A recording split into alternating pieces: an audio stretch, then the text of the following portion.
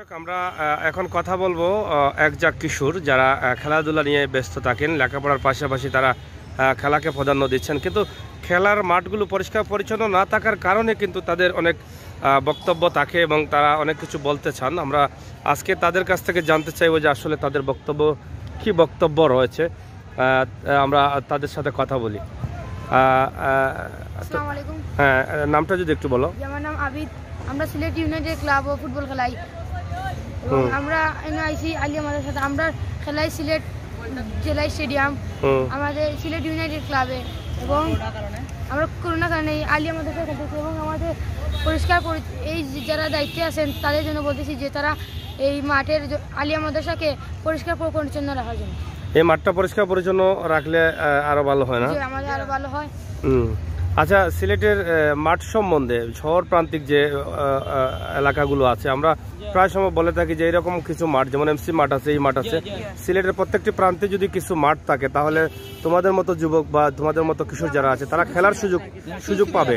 হ্যাঁ, যেমন আজকে স্টেডিয়াম মাঠ বন্ধ রয়েছে, কিন্তু এখানে যদিও আপনারা প্র্যাকটিস করছেন তারপরেও বেশি লোক থাকার কারণে হ্যাঁ জায়গার পরিমাণে তো লোক বেশি, মানে খেলোয়াড় বেশি, যার ফলে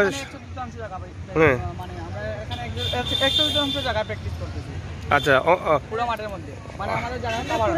জায়গা কভার হচ্ছে না অন্য খেলোয়াড়রা থাকার কারণে। এই ক্ষেত্রে কি তোমাদের মনে হয় যে আরো কিছু মাঠ থাকলে শহর প্রান্তিক এলাকায় যে এরা হয়তো অনেকেই অনেক মাঠে যেতেন, যারা খোলামেলা ভাবে তারা প্র্যাকটিস করতে পারতেন বা খেলতে পারতেন, এটা কি মনে হয় যে আরো কিছু মাঠের প্রয়োজন আছে?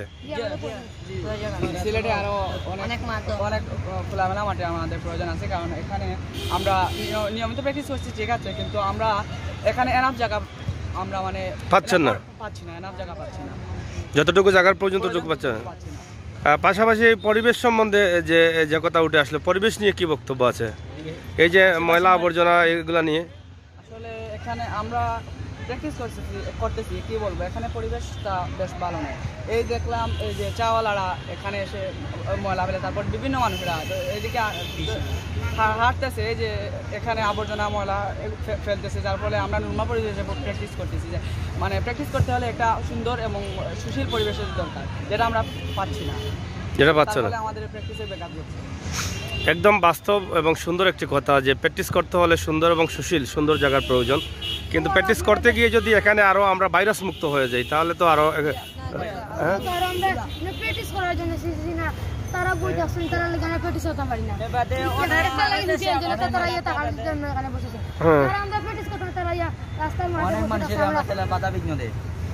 অনেকেই এই জায়গা জুড়ে বসে থাকে।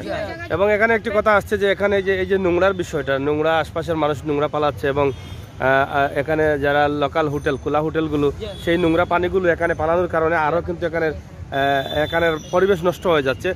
এখন এই মুহূর্তে তাদের দাবি হচ্ছে মাননীয় সিটি কর্পোরেশনের কাছে যে এই মাঠগুলো আপাতত যেহেতু করোনা মহাকালীন কারণে স্টেডিয়াম বা বিভিন্ন ছোট ছোট মাঠগুলো যেগুলো আছে সেগুলো বন্ধ আছে, ভালো মাঠগুলো, এই খোলা মাঠগুলো যাতে পরিষ্কার পরিচ্ছন্ন রাখা যায় সেই দাবিটুকু তারা তুলে ধরছেন। তোমার বক্তব্য কি একটু বলো? যে আমরা তো আসি সকাল প্র্যাকটিসে আসার পরে, যখন আমরা খেলাইতে লাগে আমরা বড় বারে খেলাতে লাগলে তো অনেকাই আমরা বাধা দেয় যে আমরা ছোটো মাঠ করে খেলতাম, তারা ক্রিকেট খেলতো বা অন্য সাইডে খেলতো। আমরা তখন প্র্যাকটিসও করার সময় আমরা একটু বল মারমু, একজন মানুষ সবাই দৌড়ি যায় আমরা একটু বাধা বল পড়লে মানে ছোট জায়গা নিয়ে। হ্যাঁ, বল তো খেললে তো বল তো করলে তো বল তো আর এক জায়গায় থাকবে না, বলে শর্ট দিলে তো অন্য জায়গায় যেতে পারে, তো এটাও প্রবলেম হয়ে যায়। তারপরে হ্যাঁ প্র্যাকটিসও বাধা হয়।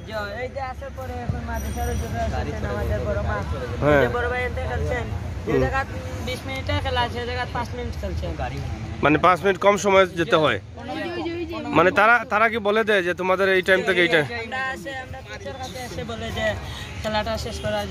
তারা খেলবে?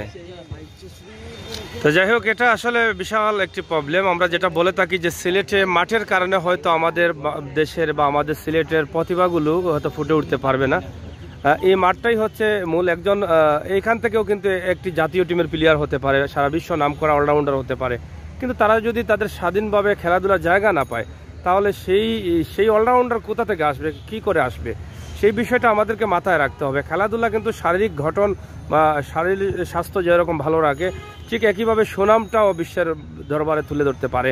তাই আমাদের সকলেরই কর্তব্য হচ্ছে এটা, যে আমরা যেন তাদের প্রতি সুদৃষ্টি দেই এবং খেলাধুলার যে মাঠগুলো আপাতত রয়েছে সেই মাঠগুলো পরিষ্কার পরিচ্ছন্ন রাখার চেষ্টা করি। এবং এই যে বেকার লোকরা এখানে বসে তারা সময় পার করছেন, এদের জন্য কিন্তু এই সাইডে খেলতে পারছেন না, তারা তো বললেনই, শুনলেন। এই সমস্ত কিছু মানুষ আছে যে এই জায়গাগুলো জুড়ে বসে থাকে।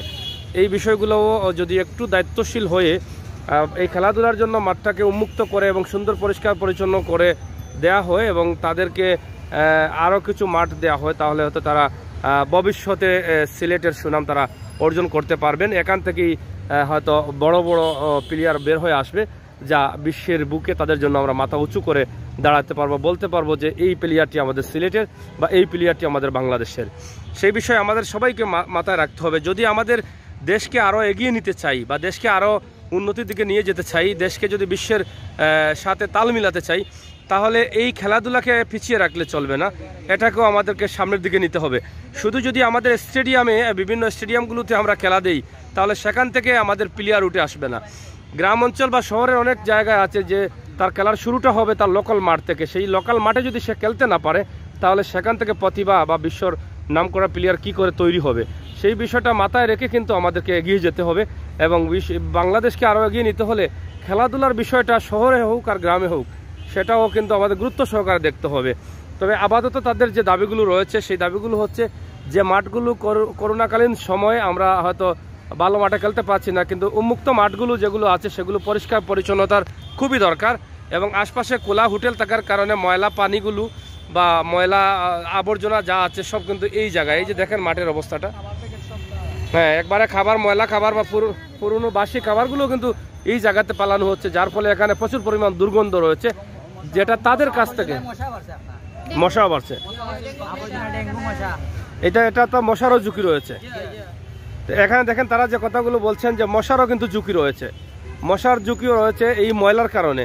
তো এই বিষয়টা যদি আমরা দায়িত্বশীল যারা আছি তারা না দেখি, তাহলে দেখবে কে? তাই আমাদের সিটি কর্পোরেশনের মাননীয় মেয়র মহোদয় দের উদ্যোগে তাদের কি বক্তব্য, যারা দায়িত্বশীল আছেন তাদের উদ্দেশ্যে কি বক্তব্য আছে?